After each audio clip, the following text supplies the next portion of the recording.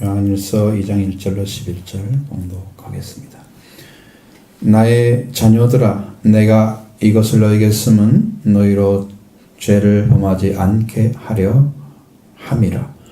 만일 누가 죄를 범하여도 아버지 앞에서 우리에게 대언자가 있으니 곧 의로우신 예수 그리스도시라.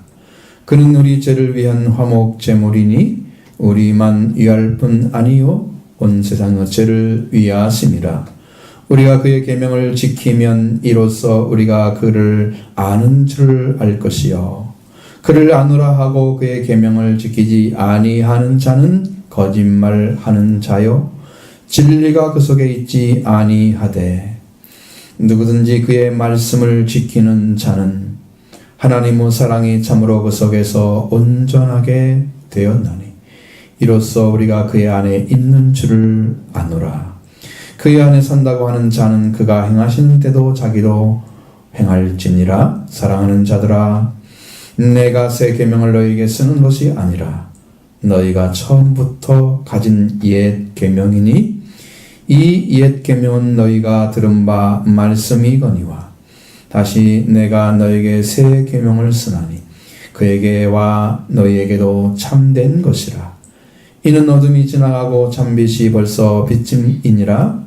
빛 가운데 있다면서 그 형제를 미워하는 자는 지금까지 어둠에 있는 자요 그의 형제를 사랑하는 자는 빛 가운데 거하여 자기 속에 거리낌이 없으나 그의 형제를 미워하는 자는 어둠에 있고 또 어둠에 행하며 갈 곳을 알지 못하나니 이는 그 어둠이 그의 눈을 멀게 하였음이라. 아멘. 지금 요한일서의 말씀을 듣고 있는 성도님들 그리고 또 읽고 있는 성도님들 모두 이 편지를 쓰는 이유에 대해서 지금 이 말씀을 듣고 있는 것이죠. 자, 요한일서 1장 5절 이하의 말씀에 보면 이 범죄자로 살아가는 있는 그 자들 어떻게 속죄를 받는지 대해서 말씀해 주고 있습니다. 그런 범죄자이지만 하나님은 빛이기 때문에 그 빛 가운데 행하고 이 복음을 받은 자들은 계속 사귐이 있다고 말씀하고 있습니다. 그렇게 사귐의 역사를 하면서 그 아들 예수의 피가 그들을 그의 모든 죄에서 깨끗하게 하실 것이다. 한 가지죠. 자, 빛 가운데 행하는 사람들 그리고 죄의 깨끗함을 입는 자들입니다. 또 한 가지는 만일 우리가 우리의 죄를 자백하면 고백하는 자들에게 하나님은 신실하시고 어려우셔서 우리의 죄를 사하실 것이다. 이 두 가지를 이야기하고 있습니다. 전부 죄에 대한 얘기예요. 빛을 이야기하고 있지만 죄에 대한 이야기입니다. 자, 그래서 이렇게 말씀하고 있는 거예요. 첫 번째로는 하나님의 빛 가운데 계신 것 같이 우리도 그 빛 가운데 행하는 사람은 우리가 서로 사귐이 있고 자, 여러분 그러니까 관계 안에 들어왔죠? 하나님 관계 안에 들어왔죠? 그리고 하나님과 교제가 이루어지고 있어요. 그러면 우리와 함께도 우리 함께 들어온 모든 자들과도 서로 사귐이 이루어지는 거예요. 영적인 사귐이. 이렇게 있어야만 돼요. 그러면서 그 아들 예수님의 피가 모든 죄에서 깨끗하게 하실 것이다. 이게 하나입니다. 자, 만약 우리가 우리 죄를 고백하면 신실하시고 의로우신 하나님께서 우리 죄를 사하신다고 말씀하고 있습니다. 여러분의 심령 가운데서 죄를 사하시기를 원하면 여러분은 죄를 고백하는 것입니다. 죄를 다루는 것입니다. 나의 죄를. 바울이 왜 괴수 중 내가 죄인 중에 괴수라고 하셨는가를 제가 조금 이해했습니다. 영적으로. 이 안에 죄를 자각하지 못하면요. 죄인이 아니라는 생각이 들고요. 나는 말씀을 잘 지키고 있다고 생각이 듭니다. 자기 스스로 생각하는 거예요, 그건. 그러면서 그게 신앙이 좋은 것처럼 판단을 하죠. 다른 사람 위에 서려고 하고 자꾸 이렇게 자랑하고 그걸 나타내려고 합니다. 네? 요 안에 딱 들어가서 내가 죄인인 것이 더 알아지니까요. 내가 할 말이 없어져요. 다른 사람 혼내지도 못하겠어요. 무슨 말을 못하는 거예요. 내가 더 죄인이니까. 죄를 모르는 사람들은 자기가 의인치 하면서 다른 사람 위에 서서 말을 하죠. 그러나 죄인이 되면 할 말이 없습니다. 죄를 더 알아지니까. 성령이 역사했어요. 그래서 더 말을 못하죠. 죄인을 위해서 기도할 뿐이지. 그러니까 내가 죄를 고백하지 않을 수가 없습니다. 이 성경대로 만일 우리가 우리의 죄를 고백하면 나의 죄를 다루는 거죠. 신실하고 의로우신 하나님께서 우리의 죄를 사해 주시고 우리를 모든 불의에서 깨끗하게 하여 주실 것이다. 이 말씀이 너무 은혜가 되는 거예요. 너무 은혜가 되는 거예요. 만약에 우리가 그걸 반대로 생각해서 우리는 이제 죄 씻음 받았어. 그러니까 죄인이 아니야. 라고 생각한다. 죄가 없다고 한다면 스스로를 속이고 있는 것이고 진리 가운데 있지 아니한 거예요. 우리는 흠이 없고 완전 주름 잡힌 것이 없고 이렇게 완전한 그리스도인 되어져 있어도 우리는 흠이 있는 자입니다. 우리는 주님처럼 완전할 수는 없습니다. 왜? 죄 가운데서 구원받았기 때문입니다. 우리가 죄인이 아닌 예수 그리스도 같이 죄가 없는 자리에서 다시 죽고 부활하셨으면 그게 가능한 얘기입니다. 근데 우리는 죄 가운데 있었던 사람이 살아났기 때문에 흠이 있는 거예요. 아무리 살렸어도. 그러니까 죄인인 거죠. 그런데 그렇게 죄인이라 생각하면 진리가 그 속에 있는데 아니라고 말하는 사람들은 진리가 그 속에 없는 거죠. 범죄 아니었다고 하면 거꾸로 하나님을 거짓말하는 자로 만드는 거예요. 하나님은 죄인이라고 말씀하는데 나는 죄인이 아니라고. 하나님하고 맞서 있는 자리. 이게 얼마나 교만한지 사탄의 역사가 그 속에 있다는 걸 알았습니다. 교만한 거예요. 자, 그럼 하나님이 우리 가운데 있지 아니한 거다 그랬는데 이 말씀은 뭡니까? 그럼 이렇게 말씀하신 이유가 뭐냐? 자, 이렇게 말씀하시는 이유는요. 우리가 말씀으로 죄를 짓지 않게 하려고. 여러분 성경은 죄를 지으라는 말씀은 없잖아요. 죄를 짓지 말라는 말씀은 있잖아요. 자, 그러니까 죄를 짓지 않게 하려고 이 서신을 준 거예요. 자, 1장 1절 보겠습니다. 나의 자녀들아 내가 이것을 너에게 쓰면 너희로 죄를 범하지 않게 하려 함이라. 만일 누가 죄를 범하여도 아버지 앞에서 우리에게 대언자가 있으니 곧 의로우신 예수 그리스도시라. 아멘. 하나님의 말씀을 우리에게 주시는 것은 죄에서 씻음을 받은 자가 다시 죄를 범하지 않게 하기 위해서입니다. 자, 죄를 씻음 받는데 또 죄를 지으면 안 되겠잖아요. 죄를 짓지 않게 해서. 사도 요한을 통해서 하나님 우리에게 말씀을 주셨으니 서신을 보내주셨죠. 이것은 주의 말씀에서 벗어나지 않게 하기 위해서. 보호받는 장치 중에 하나가 말씀이에요. 여러분이 말씀이 여러분의 심령에 와 있으면 여러분을 보호해 주십니다. 우리를 악한 자가 손도 못하게 지켜주십니다. 그 말씀을 다시 주시는 것은 기록한 말씀에서 삶의 자리를 찾아주시고 그 자리에 서 있는 믿음의 자녀들에게 진리가 속에서 진리를 따라 살아가게 하기 위함인 것입니다. 그렇기 때문에 온전한 진리를 받아서 올바른 관계에 돌아와야 하는 것은 너무 당연한 것이고 또다시 죄를 범하지 않도록 하기 위해서 말씀을 받는 것도 당연한 것입니다. 그러면 어떻게 하는 것이 옳을까요? 그 말씀을 받고 말씀으로 행하는 것이죠. 여러분 말씀으로 살아가는 것만큼 완벽하게 진리를 이해한 자가 없는 거예요. 그래서 영어로 깨닫는 것보다 영이 잘 모를지라도 말씀을 행하면서 그 말씀 안에 들어가는 게 훨씬 더 은혜를 받는 사람이에요. 말로는 이것도 깨닫고 저것도 깨닫고 저것도 알고 이것도 알고 이야기하지만 말씀을 행하지 않는 사람은, 그러니까 그것은 성경에 말씀하신 사랑에 대한 이야기를 하실 때도 그 말을 하잖아요. 너희가 모든 비밀과 모든 지식을 알고 또 산을 옮길 만한 믿음이 있을지라도 사랑이 없으면 너희가 아무것도 아니에요. 그런 거예요. 그러니까 알고 있다는 거, 깨달았다는 거, 이것은 여러분의 능력이 아닙니다.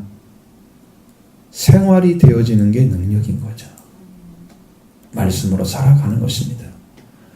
그래서 그러기 위해서 말씀을 준 거예요. 그러려면 여러분이 음식을 먹고 몸이 건강하게 되려면 소화를 잘 시켜서 영양분을 그대로 흡수하면 되는 거죠.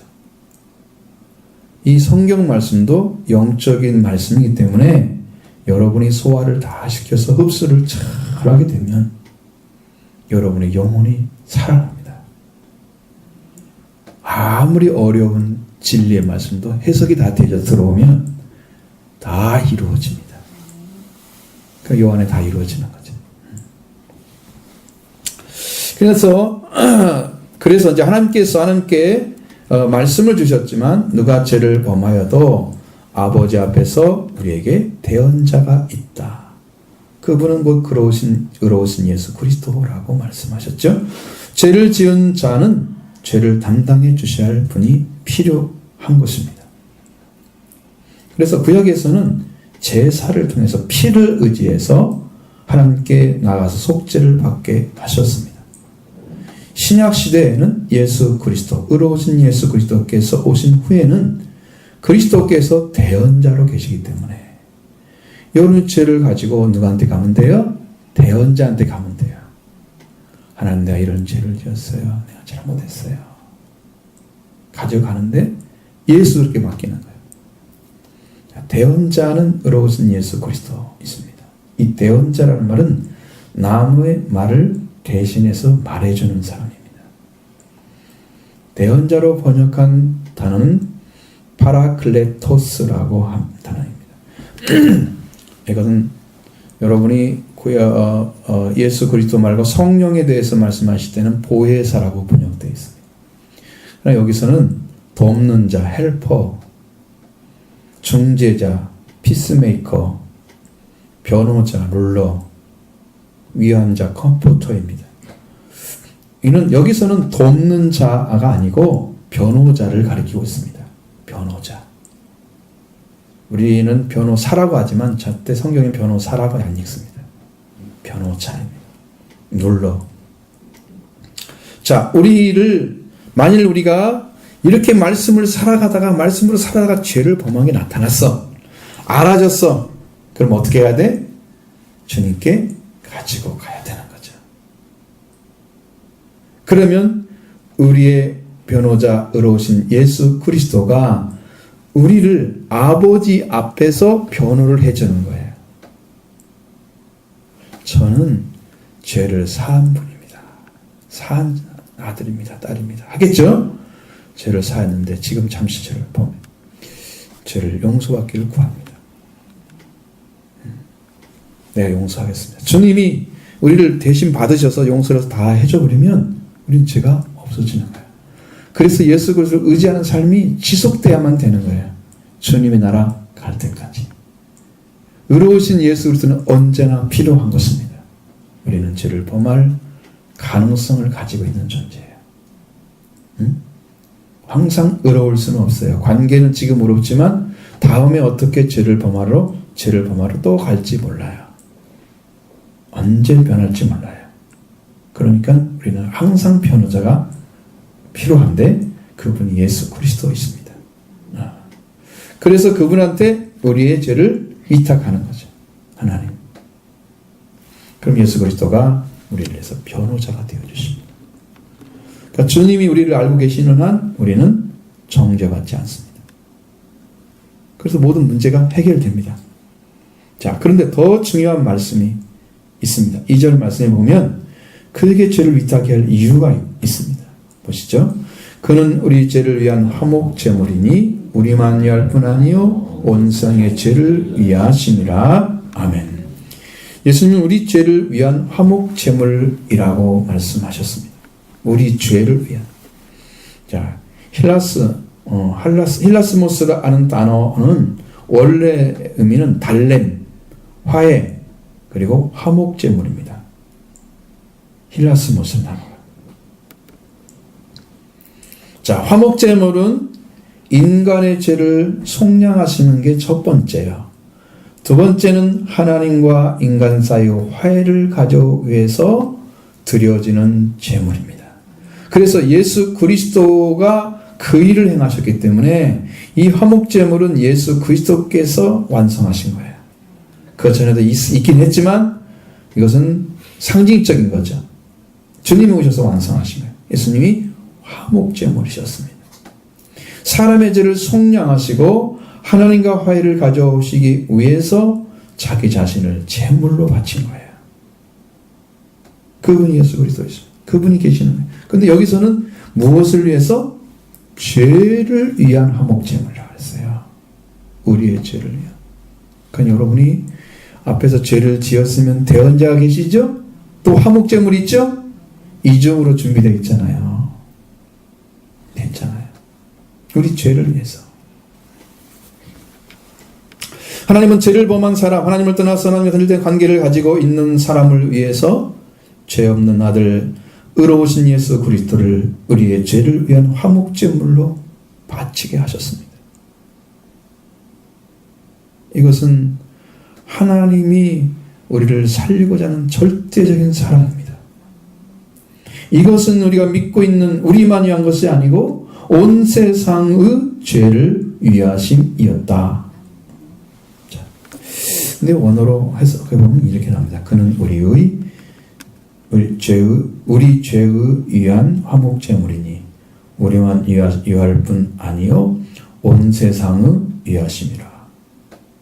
말이 잘 안 맞죠? 우리말로는 잘 안 됩니다. 근데 이걸 이해하면 아주 정말 깊은 진리를 깨닫게 되는.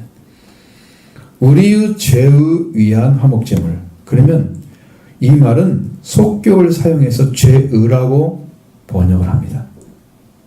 근데 읽을 때에는 대격으로 읽어야 됩니다. 죄를 위한. 이렇게. 왜? 우리는 이해를 못하니까.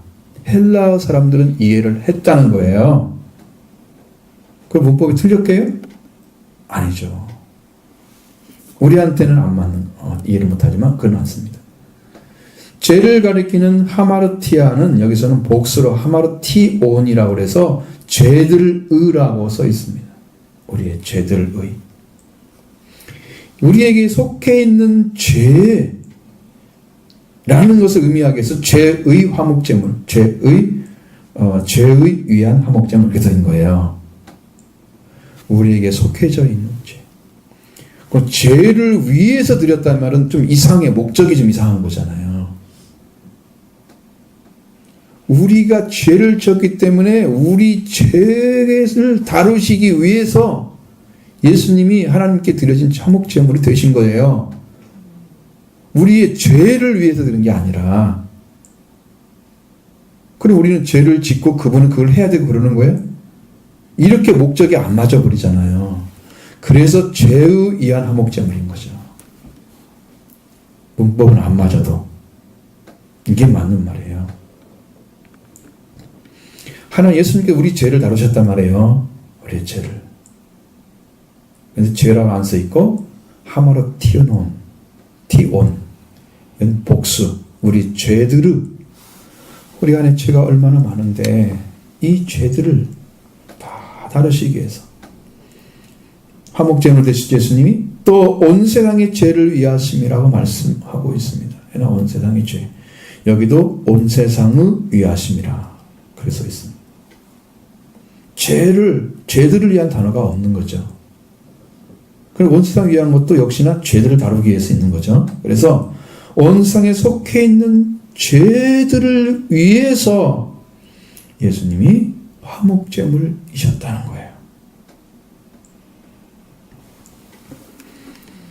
화목제물은 속죄하고 화해를 위해서 드려졌습니다. 하나님과 관계죠. 그렇기 때문에 여기서 화해에 초점이 맞춰졌지 않고 죄에 초점이 맞춰져 있다는 겁니다. 우리의 화목제물이신 예수 그리스도는 이미 변호자로 서 계시며 우리의 죄만 변호하시는 것이 아니고 온 세상에 속한 죄들도 다 변호해 주시기 위해서 서신 분이세요. 자, 온 세상의 죄들이란 세상에 있는 모든 사람들의 죄를 가리키고 있습니다. 그러나 죄의 변호를 받아야 할 자들은 죄를 변호해 주시는 변호자이며 온 세상의 죄를 위해서 화목제물로 바치신 예수 그리스도에 돌아오지 아니하면 그의 변호를 받을 수가 없습니다. 회개가 없는 사람은요, 예수님이 화해를 시킬래야 시킬 수 없고 죄를 사해 주려야 사해 줄 수가 없고 내가 죄를 사했다고 변호를 해 줄래야 변호를 해 줄 수가 없어서 그는 구원의 대상이 아니라는 겁니다. 그러니까 여러분 반드시 회개를 통해서 여러분의 죄를 정확히 다루시고 주님이 속죄해 놓은 은혜를 입으시면 여러분 주님께서 이렇게 감당해 줄 줄로 믿습니다. 변호자로 화목제물로 여러분을 대신해서 드리셨기 때문에 여러분 다시는 드릴 제사가 필요가 없습니다. 화목제물을 의지하면 됩니다. 그래서 변호를 받지 못하는 사람들은 그렇게 되지만 그렇게 살고 간 모든 이들은 변호자로 내가 이 사람의 죄를 다 사해 주었습니다. 이렇게 하나님께 말씀을 드려야 돼요. 그리고 그는 이렇게 나에게 죄사를 받았다고 아버지께 말씀드려요. 예수 그리스도가 변호자의 역할을 하시는. 이걸 못하면 아무것도 아니죠. 이걸 받아야 됩니다. 우리의 죄를 위한 화목제물이 있습니다. 온 세상의 죄들을 위한 화목제물이 있습니다. 예수님께 죄 용서를 받아야 되기 때문에 우리는 그렇게 보내신 그분을 의지하는 것입니다. 그렇기 때문에 우리 이러한 은혜가 하나님께는 다 준비되어 있지만 하나님께 돌아와야 할 자들은 세상에 살아가고 있는 모든 죄인들입니다. 온 세상은 사람들을 가리키는 거죠. 이 세상의 죄, 여러분 개가 죄를 짓겠습니까? 물은 잘못한 것 있죠. 그러나 그가 도덕적 의식이 있습니까? 없잖아요. 사람 물었다 그래서 의식이 있습니까? 없습니다. 개들은요 본능적으로 살기 때문에요. 그들은 죄를 묻지 못합니다. 여러분. 물론 그래서 그렇게 사람을 해를 가했으면 죽이긴 하겠지만 죄는 묻지 못합니다. 그러니까 세상의 죄는요 사람만 지은 거예요. 사람이 가지고 있는 죄예요. 우리 하나님께 영광된 자리에 돌아오기를 만물이 고대하고 있잖아요. 그래서 우리가 필요한 거죠. 세상 만물들은 하나님의 아들들이 나타나기를 고대하고 있다. 지금도. 자, 그렇기 때문에 우리는 이런 은혜가 다 준비되어 있어. 우리 돌아갈 자들은 세상의 모든 죄인들.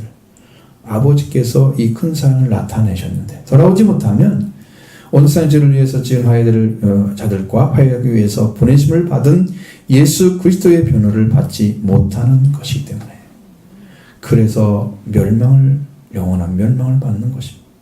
얼마나 불쌍한 자들이에요. 이미 다 준비되어 있는데 이걸 받지 못하는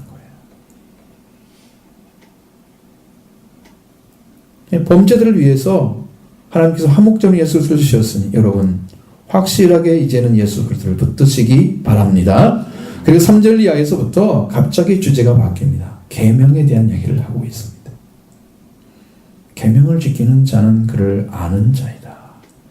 계명을 지키지 않는 자는 거짓말을 자이고 진리가 그 속에 없다라고 말씀하십니다. 3절 5절 말씀 보겠습니다.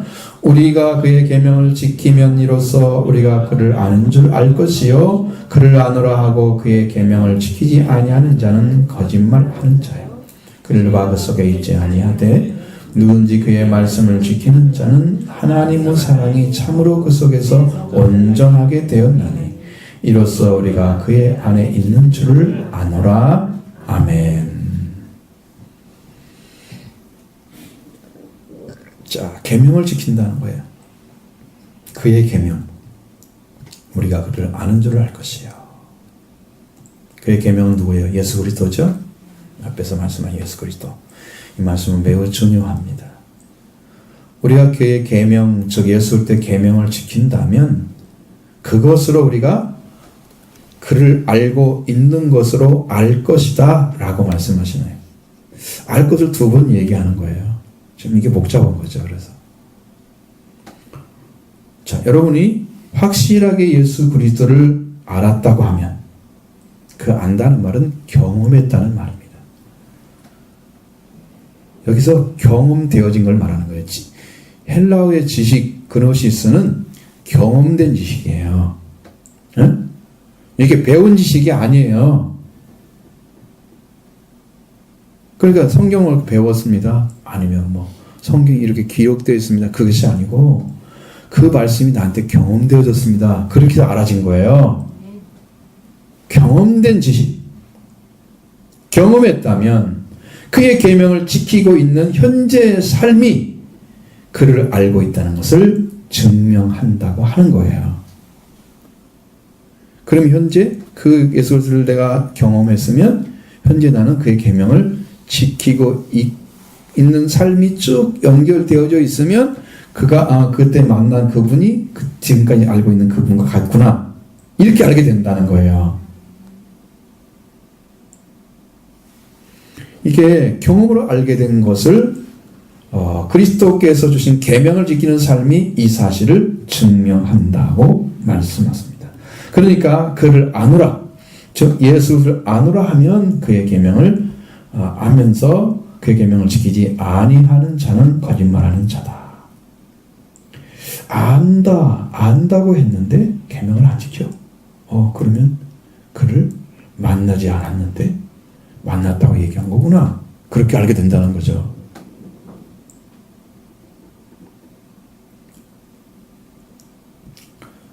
그러면 진리가 그 속에 있지 않습니다. 진리가. 그 계명을 지키지 않는 자는 내가 예수 그리스도를 안다고 하는 그 말은 거짓말이 된다는 거예요. 요한일서나 요한복음의 위치는요, 말씀이 이루어진 상태를 가리키는 겁니다. 자, 계명이 줬다 그러면 계명도 예수님이 이루시는 건데 사실은 이게 계명이 다 완성된 예수님 그리스도 안에 있는 거죠. 계명은 앞에서 뒤에 말씀 쭉 나오지만 그 계명을 우리가 지키지 않는 자, 예수를 안다는 거짓말하는 자, 그리고 하나님 말씀 또 하나님께서 우리에게 주셔서 하나님과 우리 관계를 올바로 세우게 해주셨던 말씀들을 예수 그리스도 그 속에 있지 않다 하는 거죠. 진리가 없다는 말은 그 말이에요. 그러니까 그가 아무리 주장을 해도 그의 삶이 그걸 증명해 줘야 된다는 거예요. 그를 아는 것을. 그러면 여러분 어떻게 살아야 된다는 거예요? 말씀을 알고 예수 그리스도를 알게 됐으면 어떤 삶을 살아야 된다는 거예요? 계명을 지키고 있는 삶의 형태를 가지고 있어야 한다는 거죠. 우리는. 계명을 계속 지키는, 말씀을 따라서 사랑하라 그러면 사랑의 말씀을 계속 지키고 있는 그 형태가 내 안에서 계속 이루어지고 삶도, 현재 삶도 그걸 살아가고 있어야 한다는 거죠. 이것이 중요한 것이죠. 그래서 성경이 말하고 있는 것은 이겁니다. 예수 그리스도를 아는 것, 그 경험한 그것은 그의 계명을 지키는 자로 회복을 이룬 자라고 하시는 거죠. 회복을 이룬 자로 드러난다. 알고 있다는 것은 기노스코멘이라고. 알고 있는 것을 계속적으로 안다고 하는 것은 에그노카멘이라고 바뀝니다. 단어가. 자, 경험했죠? 알고 있다. 기노스코멘. 그런데 계속적으로 알고 있다. 에그노카멘. 입니다. 그러니까 이것이 삶이 연결이 안 되면 단절되면 이것은 그를 아는 게 아니라는 거죠. 이렇게 중요하면서 헬라어 우리가 그리스도를 안다고 하는 것은 이렇게 중요한 요소를 말씀하고 알고 있다고 하는 것은 안다고 하는 것.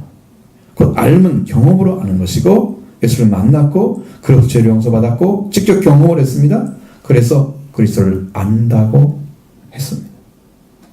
그리스도를 알음을 통해서 그 사람에게 사랑이 회복되어진 것이죠. 확실하게 그리스도의 사랑을 알게 되었습니다. 그리고 그리스도를 알게 되었기 때문에 그는 사랑을 회복한 삶을 살아가게 하는 것, 이것이 사실로 드러나는 것입니다. 회개에 들어가서 그리스도의 속량을 받고 그 사랑이 회복되어서 계명을 지키는 삶을 사는 거죠. 이것이 그리스도를 알고 있는 삶입니다. 그래서 성도님들이 그리스도를 안다는 것은 그리스도에 대해서 많은 걸 깨달았다 그런 것이 아니고 그리스도를 경험하고 그의 계명을 지키는 것, 그것으로 드러나야 한다는 거예요. 그리스도를 안다는 것이 말로만 아니고 생활로 이해를 해야 된다는 거예요. 사랑이 드러나기를 원합니다. 마음 중심에서 사랑하는 사랑이 이제는 진정으로 생명을 위한 삶으로 드러나기를 원합니다. 그래 누구든지 그의 말씀을 지키는 자는 하나님의 사랑이 참으로 그 속에서 완성되었다. 완전하게 되었나니, 온전하게 되었나니, 완성되었다. 이것으로 우리가 그의 안에 있는 줄을 아노라.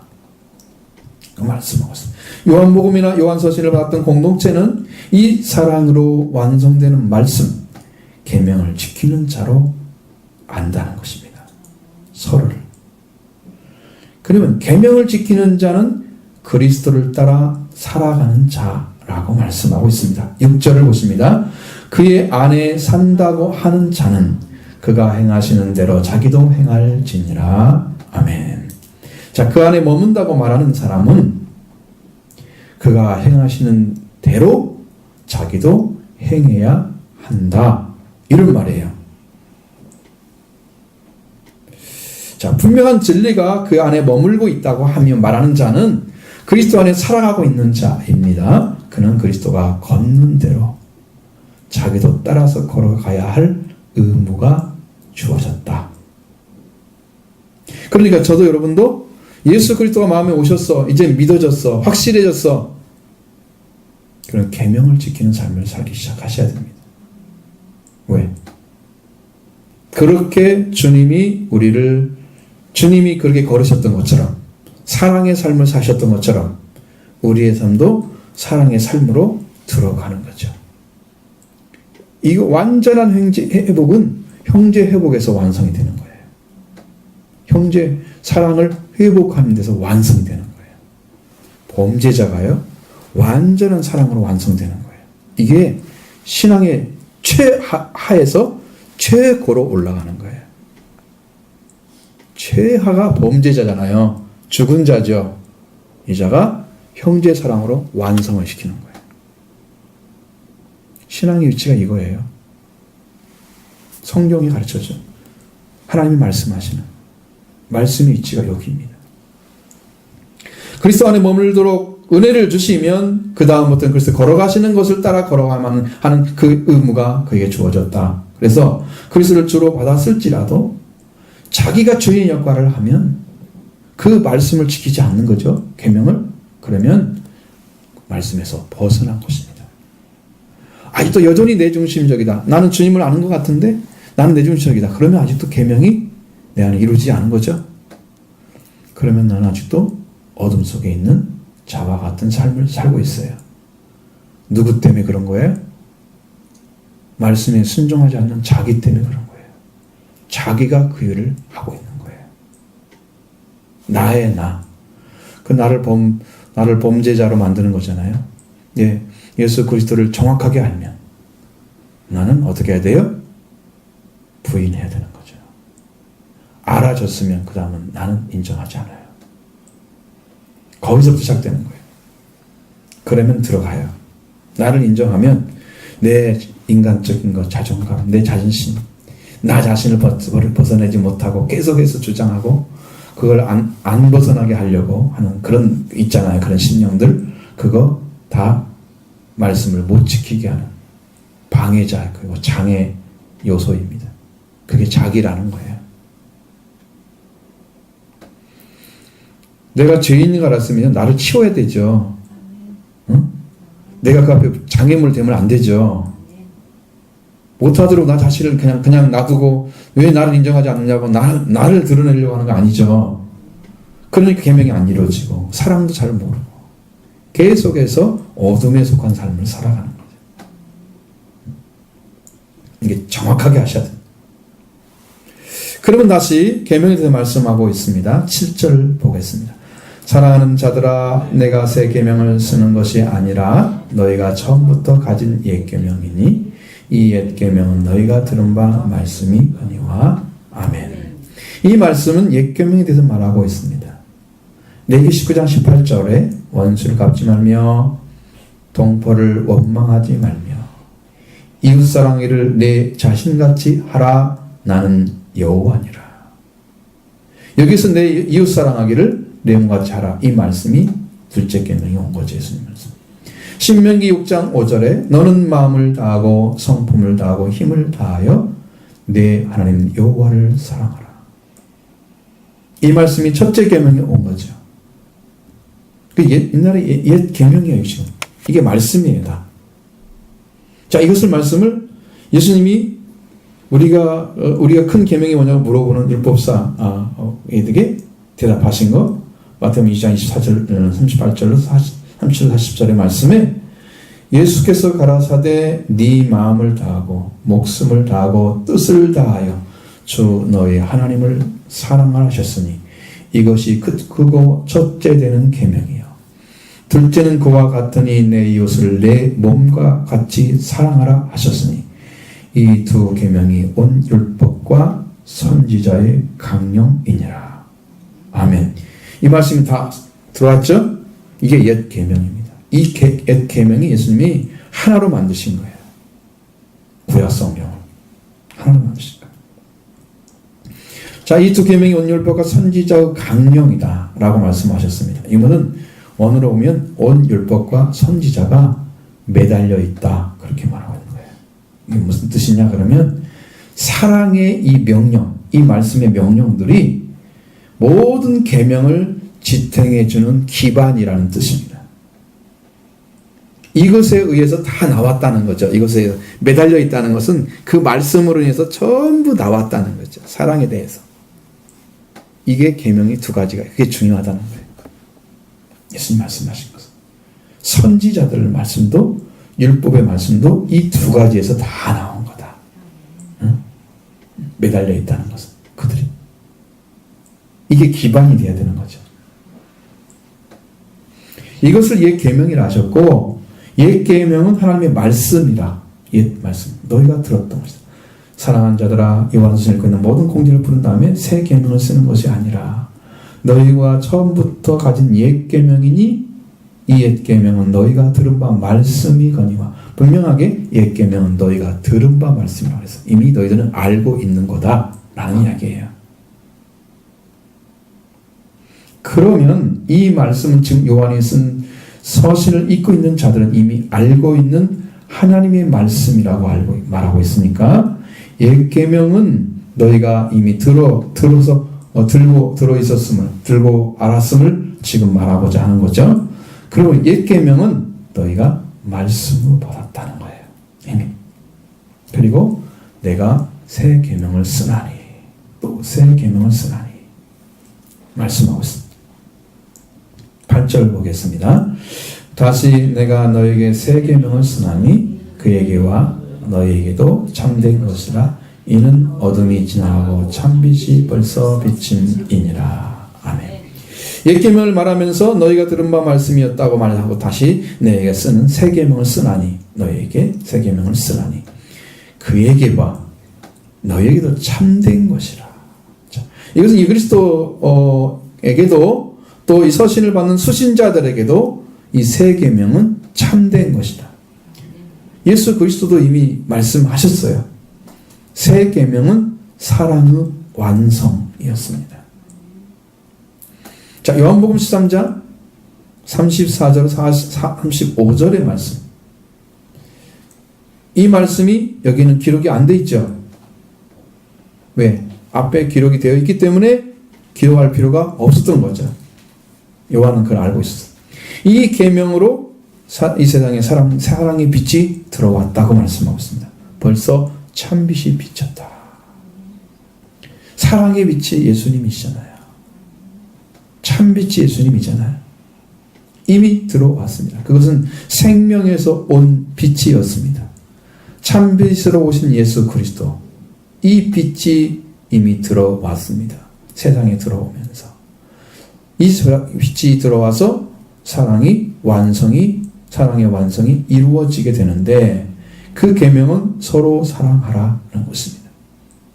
여러분, 예수 그리스도가 여러분이 비춰지면 그 다음에 사랑이 회복되는 거죠. 그 사랑은 자신이 죽음으로 생명을 살리는 그리스도 하신 그 사랑을 하라고 하시는 명령이에요. 그러니까 자신이 죽은 것을 살린 것처럼 너희들도 서로 사랑하라 그랬습니다. 내가 너희를 사랑한 것처럼 사랑으로 이루어지라. 예수는 이런 사랑을 가지고 하라고 말씀하시고, 제자에게도 명령을 주셨고, 제자는 이 명령이 이루어졌는데, 그 사랑의 완성이 언제 완성이 됐느냐 그러면, 제자들은 성령 충만이 왔을 때 오순절 마가 다락방에서 이루어졌습니다. 사랑의 영, 성령이 충만하게 부어지면 사랑도 충만하게 됩니다. 그래서 사랑을 받으려면 성령을 받아야 되는 거예요. 너에게 주어진 성령으로 하나님의 사랑에 부음바 됨이니. 로마서 5장 펴보십시오. 여러분, 잘 나옵니다. 그 성령이 사랑을 부어준대요.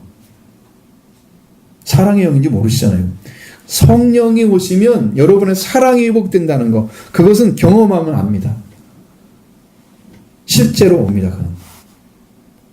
사랑이 와요. 사랑. 생명이 보이기 시작해요. 생명이 보이기 시작해요. 성령의 충만함은 사랑의 충만함입니다.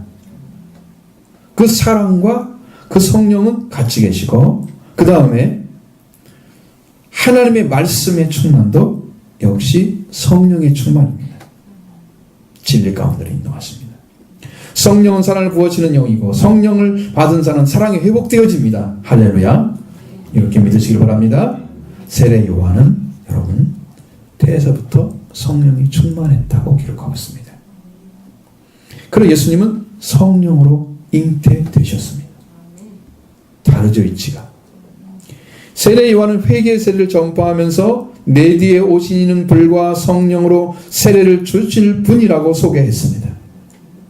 예수 그리스도는 완전한 사랑이기 때문에 성령 세례를 주시는 거예요. 불과 성령으로. 성령을 내려주신 분은 사랑이 충만한 자들 뿐이에요. 그 사랑의 완성은 계명의 완성으로 십자가에 죽으시고 다 이루셨다고 말씀하신 다음에 예수 그리스도가 부활되셔서 그 영이 다시 오셔서 사람들에게 부어졌습니다. 예수 그리스도의 부활된 영이 성령인 것이죠. 성경에는 성령을 말할 때 하나님의 영과 예수 그리스도의 영을 동시에 얘기하고 있습니다. 어느 때는 그리스도의 영, 어떤 때는 예수의 영, 어떤 때는 아버지의 영, 어떤 때는 하나님의 영, 어떤 때는 그냥 개인적으로 성령, 그렇게 말합니다. 다 하나를 얘기하는 거죠. 아버지와 아들의 영이 성령이신 거예요. 예수의 부활한 영이 부어졌어요. 그래서 예수님이 뭐에 됐어요? 성령으로 부어졌기 때문에 다시 제자들에게는 그 사랑의 영이 충만해졌어요. 사랑이 그에 이루어진 거예요. 성령 충만은 사랑의 충만입니다.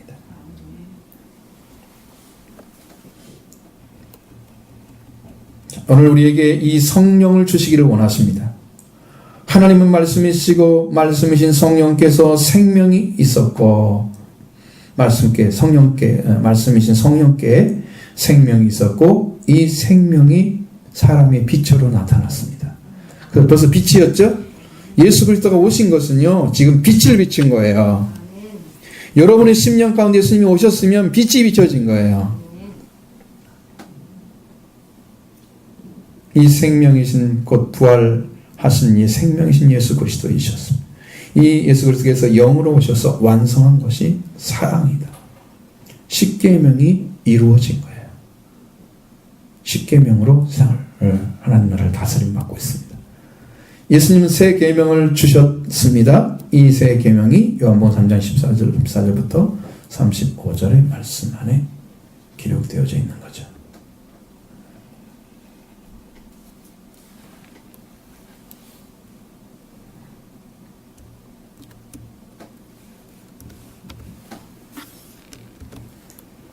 새 계명을 너에게 주노니 서로 사랑하라. 내가 너희를 사랑한 것 같이 너희도 서로 사랑하라. 너희가 서로 사랑하면 이로써 모든 사람이 너희가 내 제자인 줄 알리라. 아멘. 예수님이 제자들에게 주신 새 계명은 바로 서로 사랑하라는 말씀입니다. 왜 이렇게 중요할까 이것이? 이게 왜 이렇게 중요해?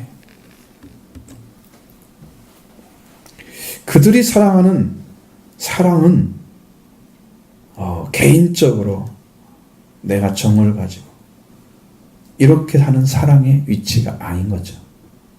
예수님이 생명을 주어서 생명을 살리는 사랑의 위치였습니다. 예수님은 자신을 주어서 피를 통해서 속죄를 이루시고 그의 부활을 통해서 영을 살리셔서 깨끗하게 피로 씻음 받은 그 영을 살리셔서 하나님 관계를 회복시켰죠.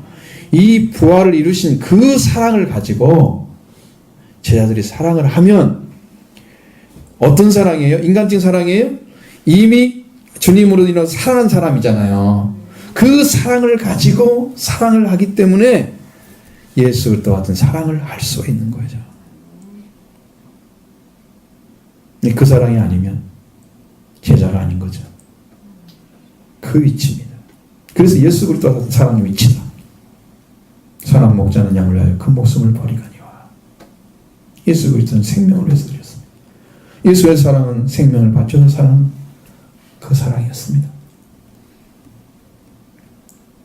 제자들과 그 위에 수없이 많은 사람들을 위해서 예수님은 피 흘리시며 자기의 죽음으로써 죄를 대신해 싸우시고 부활로 마귀를 대적하여 싸우셔서 이기셨고 그리고 우리를 살리는 그 사랑을 나타내셨습니다. 예수님이 싸우지 않은 게 아니에요. 죄하고요. 싸우셨습니다.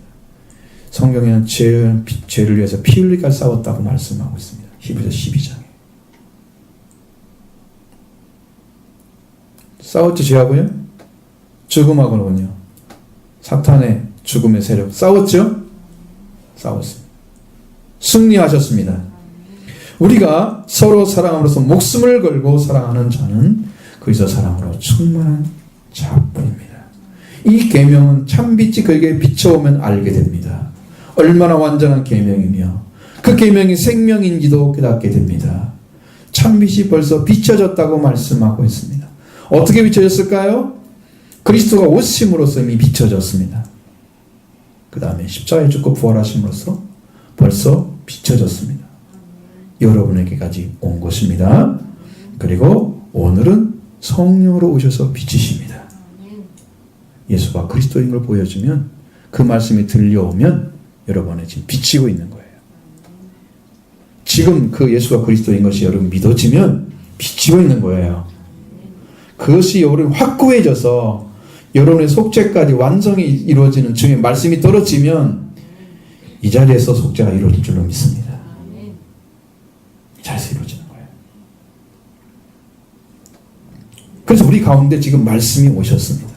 오늘 저와 여러분에게 비춰진 이 참빛, 그 세상에 오실 때부터 참빛이신 그리스도이셨고 말씀이신 하나님, 그 말씀 안에 생명이 있었고 이 생명은 사람들의 빛이었고 이 생명을 가지고 오신 예수 그리스도가 참빛이었다. 그렇기 때문에 이미 생명의 참빛은 비춰졌습니다. 2000년 전에 이미 다 비춰졌습니다. 세상에 다. 이 빛을 지금도 비치고 있는 거죠. 말씀을 통해서 성령으로 비춰지고 있습니다.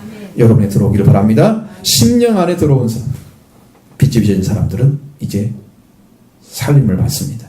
말씀이신 하나님, 그 말씀 안에 생명이 있은 그 역사가 지금도 이루어지고 있는 거예요. 그럼 이 빛을 받은 사람들, 곧 예수 그리스도의 생명의 빛이 비춰진 자들은 빛 가운데 있다 하는 거예요. 빛 가운데 있다 하면서 형제를 미워하는 자는 어둠에 있는 거죠. 자, 9절 보겠습니다. 빛 가운데 있다면서 그 형제를 미워하는 자는 지금까지 어둠에 있는 자여. 아멘. 자, 예수님이 빛 가운데 있다고 하면 예수 그리스도의 생명의 빛이 비춰온 사람입니다. 하나님은 빛이시니 그에게 어둠이 조금도 없으시고 하나님과 사귐이 있는 자는 빛 가운데 있는 자입니다. 이렇게 예수 그리스도의 빛을 받고 하나님의 사귐이 있으면 그의 사랑이 회복되어져 이루어진 사람입니다. 그는 당연히 형제를 사랑하고 있는 것, 그게 올바른 생활이고 그에게 드러나는 일입니다. 형제를 사랑하는 마음이 회복됐기 때문이죠. 이것은 주님의 증을 믿음으로 영접하는 자들에게 주신 은혜인 줄로 믿습니다. 그러나 이 빛을 받은 자가 형제를 미워한다. 그러면 그는 지금까지 어둠에 있는 자라고 말씀하십니다. 어둠에 있는 자. 분명한 것은 빛을 받은 자들, 즉 예수의 빛을 받으면 사랑이 회복되어서 형제를 사랑하는 계명의 말씀이 이루어져 가고 있는 거예요. 요한에 지금 왔어요. 그러면 그렇지 못하다면 그는 분명하게 아직 빛이 비치지 않았는데 나한테 빛이 비쳤다 라고 이야기한 거죠. 그래서 계명이 지키지 않아서 어둠에 있습니다. 그러면 어둠인 자는 형제를 사랑하지 못하죠. 그러니까 그가 한 말은 거짓말이 되는 것입니다. 그러나 형제를 사랑하는 자는 빛 가운데 머물러 있습니다. 10절로 11절 말씀입니다. 그의 형제를 사랑하는 자는 빛 가운데 거하며 자기 속에 거리낌이 없으나 그의 형제를 미워하는 자는 어둠에 있고 또 어둠을 행하며 갈 곳을 알지 못하나니 이는 그 어둠이 그의 눈을 멀게 하였음이라. 아멘. 자, 그 형제를 사랑하는 자는 빛 가운데 머물러 있어서 자기 가운데 걸려 넘어지게 하는 장애물이 없다라고 얘기했습니다. 여기 10절에 말씀하시는 거리낌이 없으나 라는 단어는 스칸달론이라는 말입니다. 걸려 넘어진다는 거죠. 걸려 넘어지게 하는 장애물을 가리키고 있습니다. 이 말은 함정이란 말도 쓰고요. 죄로 이끄는 유혹이란 말도 씁니다. 이 단어 하나가 여기 좀 이렇게 말씀하시는 것은 걸려 넘어지게 하는 장애물입니다. 자, 그 형제를 사랑하는 자는 빛 가운데 머물고 있다 이거예요. 그리고 자기 속에 걸려 넘어지게 하는 장애물이 없습니다. 자신이 속한 형제를 사랑하는 자는 빛 가운데 머물고 빛은 생명의 가치를 찾았을 때 그는 그 가운데 살아가고 있고 그곳에 머물러 있습니다. 여러분, 빛이 왔다는 것은 생명의 가치를 찾아냈다는 것입니다. 여러분이 하나님 나라에 들어갈 가치를 찾아냈습니까? 여러분의 생명이 그 정도로 중요합니까? 그걸 찾아진 사람들의 빛이신 예수님이 비춰진 거예요. 여러분 얼마나 중요한지를 찾아내셨습니까? 나는 하나님 나라에 들어갈 정도로 중요한 존재입니다. 영광에 들어갈 정도로 중요한 존재입니다. 그것이 찾아낸 사람들이 빛이 비춰진 사람들이에요. 그러면 그 사람은 그 산에 머물러 살겠죠? 빛 가운데 살겠죠? 그리고 그 가치를 찾은 사람들은 천국의 영광을 들어갈 그런 가치가 가진 자가 되었기 때문에 그에게는 스캔달론이 없습니다. 걸려 넘어지게 하는 장애물이 없습니다. 그 속에는. 그 사람 안에는. 다른 사람 넘어뜨리는 일을 하지 않는 거예요. 말씀이. 자, 스캔달론이 없는 것에 대해서 한국적 정서, 신앙의 정서로 보면 이런 것입니다. 나는 누구 때문에 시험에 들었어. 한국적인 사람. 성경에는 하나님은 시험하지 않는다고 그랬죠.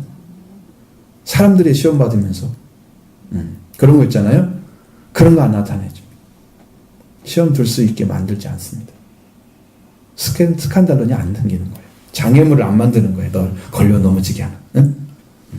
난 누구가 이렇게 해서 나는 이 사람 때문에 신앙생활 못하겠어. 한국의 정서 맞죠? 신앙생활 하는 사람 중에서. 꼭 문제 일으켜가지고 어떤 사람들이 막 힘들게 해서 난 저 사람 때문에 교회 가기 싫어. 이러고 문제 일으키는 사람 있잖아요. 스칸달론. 가지고 있는 사람. 거리낌. 저 사람은 영적으로 몸못이 안 맞아서 야, 교제하기 싫어. 걸려 넘어지지 않습니다. 그렇게 안 만들어갑니다. 다른 사람에게 걸림돌의 역할을 전혀 할 수가 없는 거예요. 그 사람은. 사랑이 있으니까.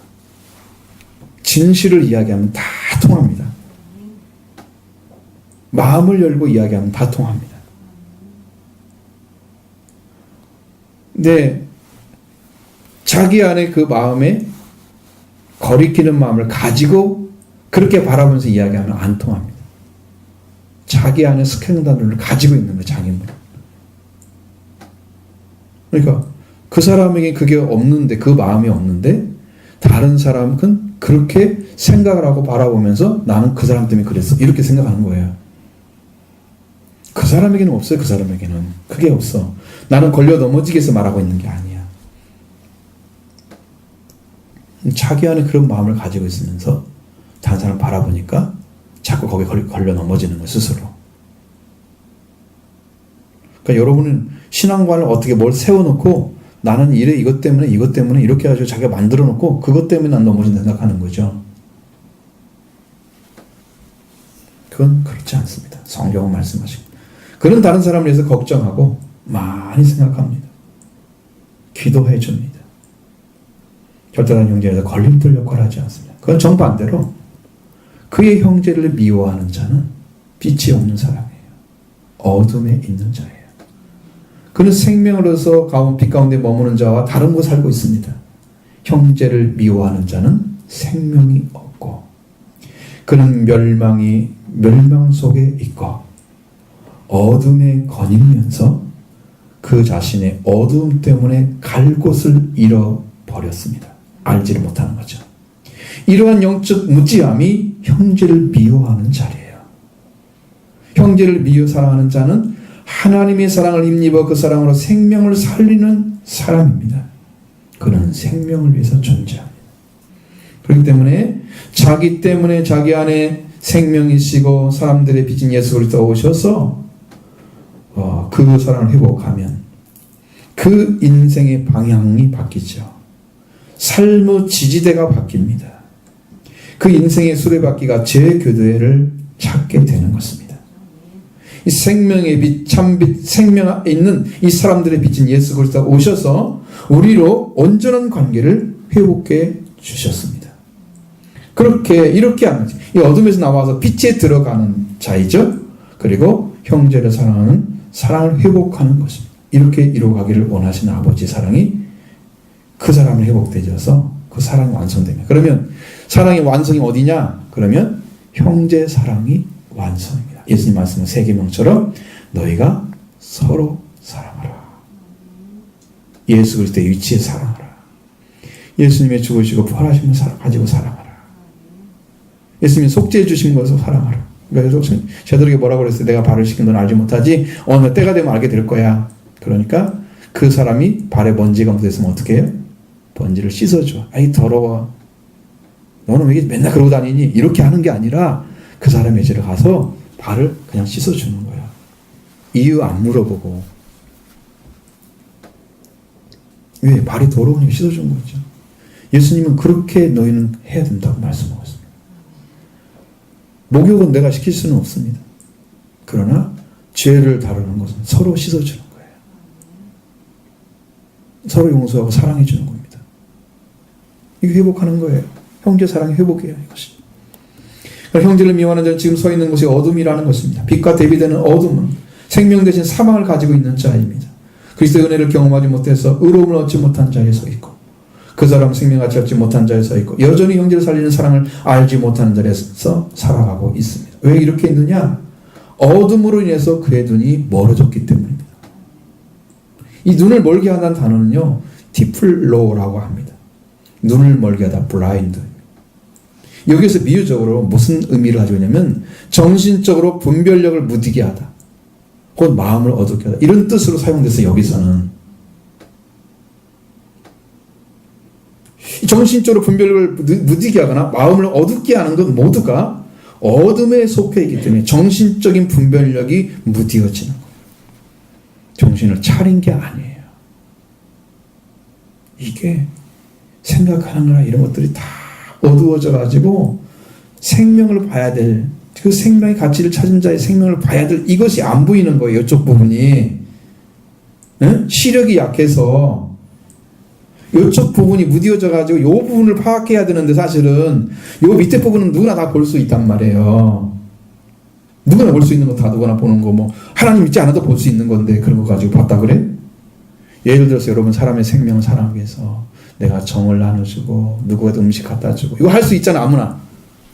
그 차원이 아니야. 그 차원은 그 이상의 거를 봐야 되는데 여기가 무뎌졌다 이 말이에요. 여기가 정신적으로 분별하는 분별력이. 그러니까 모르는 거죠. 눈을 멀게 한 거. 그렇게 눈이 멀어진 거야. 그래서 그 사람이 거기 그 부분이 보여야 될 부분을 못 보고 그냥 그렇게 지내고 있으니까 그 사람은 더 이상 발전력이 없잖아요. 여기를 보면서 생명을 사랑하게 되면 내 안에 생명이 새로 태어나지. 사람을 사랑하는 마음이 태어나죠. 은혜를 삼아 더 더 굳건하고 싶죠. 사람을 살고 싶죠. 이 부분이 안 보이니까 계속해서 그냥 심적으로 어두워져 있는 상태. 분별력을 잃어버려. 마음이 어두워져 있습니다. 정신적으로 심적으로 혼돈의 상태죠. 이것을 다른 말로 하면 죽었다고 얘기합니다. 정신이 죽은 거예요. 이 어려운 것은 뭐냐면 실상은 영적인 눈, 마음의 눈이 멀어서 영적인 소경에서 볼 수 없는 눈을 가지고 있는 거예요. 이 사람이 마치 보는 것처럼 신앙생활하는 것은요, 위선이요, 의식입니다.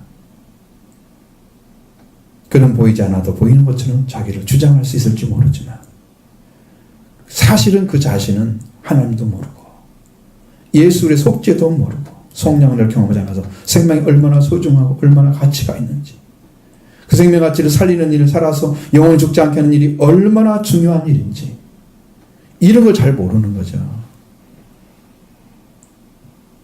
그래서 사랑이 없는 자이기 때문에 미워하는 자입니다. 형제를 사랑하지 못하는 거죠. 어둠에 있는 자이기 때문에 눈이 먼 것입니다. 사랑하는 성도 여러분, 우리는요 원래 영적인 맹인이 아니었습니다. 영적인 맹인이 된 것은 사람이 하나님을 떠나 죽음으로 인해서 그들에게 온 것입니다. 어둠과 형제를 미워하는 모두가 사망과 관련되어 있습니다. 하나님을 떠난 자는 하나님을 알 수가 없습니다. 그래서 왜 죄를 지었는지에 대해서도 모르는 거예요. 그렇게 어두워요. 자, 그래서 아내 옆을 지켜주고 있으면서 아내가 아내를 뱀의 유혹으로부터 지키지 못했던 아담, 창세기 3장 11절에 보면 이르시되 누가 너의 버섯을 알렸느냐, 내가 네게 먹지 말라 명한 그 나무 열매를 네가 먹었느냐. 하나님께서 말씀하셨을 때 그는 자신이 먹은 것에 대해서 고백하지 않고 오히려 하나님이 주셔서 나와 함께 하신 여자, 그가 그 나무 열매를 줌으로 내가 먹었습니다 라고 이야기를 했습니다. 그가 지은 죄는 다루지 않죠. 나는 책임이 없다는 거예요. 아니면 책임이 적다는 거예요. 아주 적은 것입니다. 나는 그냥 먹을 뿐이었지. 그 먹게 한 동기는 저 여자, 그리고 하나님이 주신 그 여자, 나와 함께 하신 그 여자 때문에 먹은 것 뿐입니다. 나는. 그럼 자기는 죄로부터 다 감추는 거예요. 죄 지은 것부터 자기를 감추는 거예요. 자, 여러분들 어떤 일을 했을 때 솔직하게 인정할 것이 있잖아요. 인정하지 않잖아요. 자꾸 이것 때문에 그랬어. 저것 때문에 그랬어. 이것이야. 저것이야. 책임지지 않는 것, 죄에 대해서. 그것이 눈먼 사람입니다. 자기가 지은 죄를 고백하지 않습니다.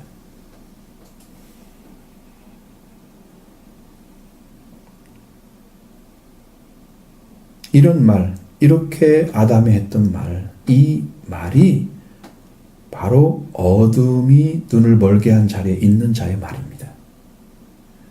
사망한 자만 그렇게 얘기하는 거예요. 이미 그는 죽은 자였어요. 하는 관계가. 그래서 그렇게 핑계를 댄 거예요. 죄를 지은 자로서 자기의 죄를 다루어서 책임을 지고 죄를 고백하지 않는 자는 눈먼 자인 것이죠. 어둠에 있는 사람이죠. 그래서 어둠이 그의 눈을 멀게 하였습니다. 주님, 하나님께 내주신 그 여자를 내가 지키지 못했습니다. 아버지, 내가 죄인입니다.